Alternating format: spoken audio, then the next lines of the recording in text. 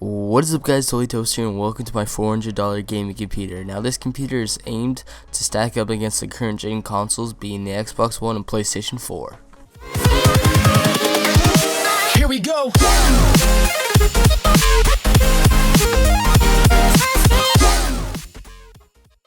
Now this PC aims to match the price of the console but exceed it in graphics and give you a fully fledged computer at the same time.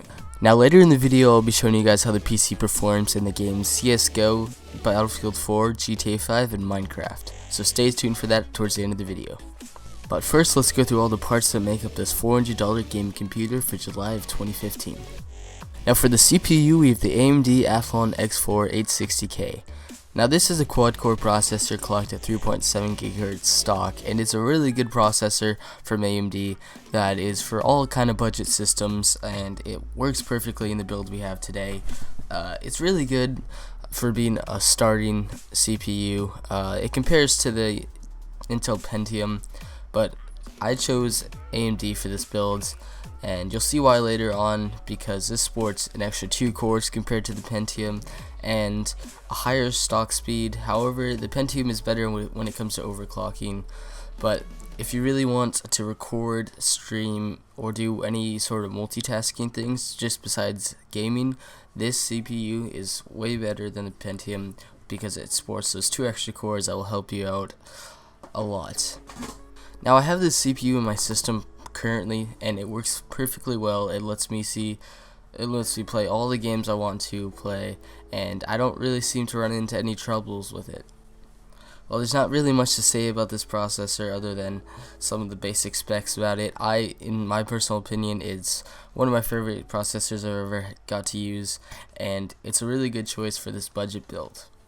Now moving on to the motherboard, we have the MSI A78ME35. Now this is a micro ATX FM2 Plus socket motherboard that will support our CPU, and it will also support our graphics card and 2 DIMM slots for moving up in our RAM later on.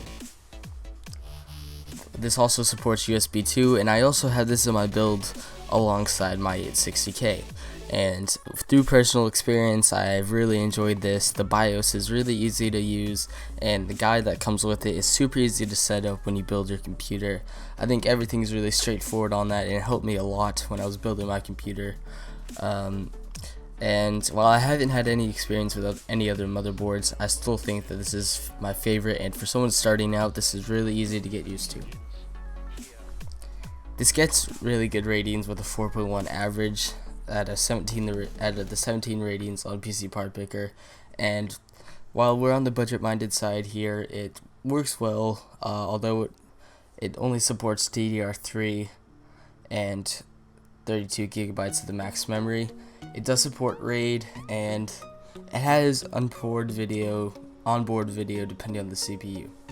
Now for the RAM, we have 4 gigabytes of Kingston HyperX Fury Black memory. Yes, I know I went with 4 gigabytes when I should be going with 8, especially for this price range, but I actually had to cut the budget of the RAM to fit in the graphics card, and you'll see why later on, because an extra 4 gigabytes is only $25 away. So instead of having to sacrifice getting a worse graphics card, we can get a good graphics card that will work fine for our build, and we only have to have 4 gigabytes really for most gaming. But you can add that 8 gigabytes later on if you truly need it, but it is something that I perfectly recommend you to do, is upgrade later. But you can see why with the price range that sacrificing 4 gigabytes to be upgraded easily later on is something that I would definitely choose to do in this build. And this is probably the most upgradable thing in your build, because when we fill up these 4 gigabytes on our motherboard, you still have another slot to add that other 4 gigabytes. And more about this RAM is it comes in at 1866 100 megahertz with DDR3 memory. That's basically the standard. It's extra speed. The speed's a little higher than the norm, which is 1600 megahertz. And this gets really good ratings, 5-star ratings off of 5 ratings, so everyone's liked it. I have the white version, which is basically the same thing, just color wise. I have 8 gigabytes of those, 8 gigabytes of those in my current builds, and it works perfectly fine. It's able to handle all different types of tasks, and it looks pretty cool. It has a nice stealthy look to it, and it will add awesome character to our new computer. Now moving on to the hard drive, we have a Western Digital Caviar Blue 1TB hard drive. Now this hard drive is basically the best hard drive anyone can get besides an SSD. Now this has a 4.7 average rating out of 1077 ratings, so for more than 4.5 stars out of 5. It's just amazing. It has a 7200 RPM spindle speed, 3.5 inch enclosure, and it works fine. 1 terabyte should be plenty for gaming, and it comes in at a really nice price range. Especially it will work out really well, especially for this budget minded build we're doing here, and it provides more space than current consoles have, and in my personal opinion it is my favorite internal hard drive I've ever chosen. I have it in my own build currently, and it works perfectly fine. Now moving on to the graphics card, we have the EVGA GeForce GTX 750 Ti. Now this is a 2 GB video card, and it comes with a very small enclosure, and while this looks very small and weak, it is a really beastly graphics card. Now it doesn't outperform many graphics cards that are in the mid-range price, but this is also about half of the mid-range price. So this is about $100 as of now, and it's insane. It doesn't need any external power, so you don't need anything more to power it, and it works really well for all applications, and it's really trusted. It has really good reviews with a 4.9 average out of 13 ratings, and some more specs about it is GDDR5 memory. The total watts, the wattage it needs is about 60 watts, and it doesn't need any external power. It comes with a fan, but it has no Crossfire or SLI support. It's only 6 inches, almost 7 inches, and it also supports G-Sync. It comes with one DVI dual link connector, one display port, and one HDMI port. So basically all the ports you really need, and it comes in at a really good price. And this is something I actually had to sacrifice the RAM for, but it really works out well, and you'll see later on in the benchmarks how well this performs and why I chose it for this build.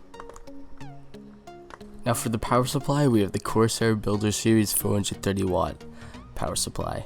Now this is an 80 plus bronze certified power supply with a 4.5 average out of 115 ratings on PC Part Picker. It's from Corsair, so it's very reliable. It comes with insane warranty that will last for a really long time, and 430 watts is all we really need for this computer. The fan on this power supply will keep everything, pushing power out to everything that is needed, and it will also keep it silent too. There's not really much more to say about this other than it being reliable. It's 80 plus bronze certified, so it's rated really well over a lot of the budget power supplies, and it works perfectly for this build. Now lastly for this build, for the case, we have the Roseville FBM02 Micro ATX Tower. Now this case is not the most elegant looking, but this is all in a budget minded system, and cases they don't matter all that much, and they can be easily upgraded. And if you actually decide to pay their mail-in rebates, this doesn't become $400 anymore. Now if you choose to not pay if you choose to pay the mail-in rebates from the $400, you can pay all the mail-in rebates and actually having it be $370, so you can spend an extra $30 on this case for spending about $50 on the case.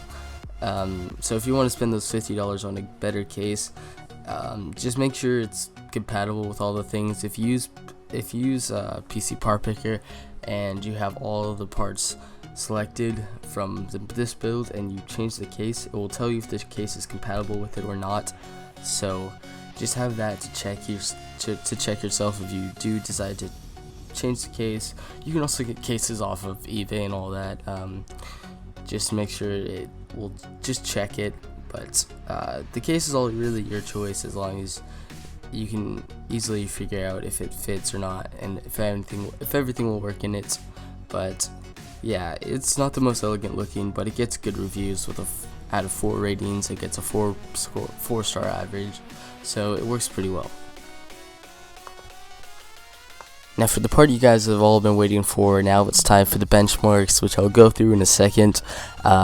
For the next few gaming computers I'll be building, I'll be putting them all into the same review, or the same benchmarks for the same 4 games: Battlefield 4, GTA 5, Counter-Strike Global Offensive, and Minecraft. I'll be benchmarking all those games for the next few gaming computers I do, so you guys can all see and have a feel for how much more performance you're getting for how much more money you spend. And if you're looking to buy or build a computer, you can see what is really needed for you and what you guys want to get done on that computer, so you can find your price range and hopefully buy the computer that I've chosen, or one of them. So let's get into that.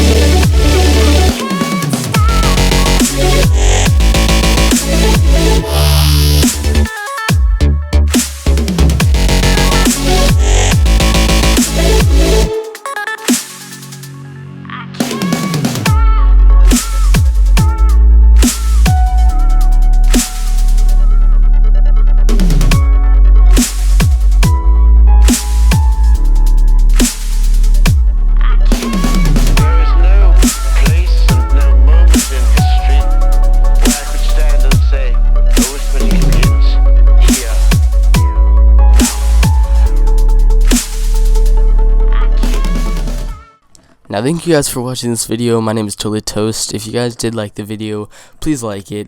It really helps, and I'm gonna aim for 50 likes on this video, so hopefully we can hit that. Comment any games that you guys might want to benchmark on that I have not chosen for this, and you guys want to see how it does. So remember to comment those down. Any questions you guys have, I reply to almost all of them. And if you guys have any feedback on it that's negative, I don't care if you comment, whatever. I actually deserve some bad comments because I have not uploaded in 4 months. That was since my last actual gaming computer video. But I'm going to start uploading new ones regularly. I think I'll do another $400 one, that is for the Intel side, but I'm not sure yet. Any more price ranges that you guys want to see, I will do. Just comment them below, and you can see the performance differences and all that. So remember to like, comment, subscribe, do all that. Get me noticed. Tell some of your friends about me. I'm not sure. Some more content will be going out. Gaming videos, some more tech videos, some more gaming computer videos. So everything you guys want. Any more videos you guys want to see from me, go comment them down below. And my name is Totally Toast, and I'll see you guys in the next video. Bye.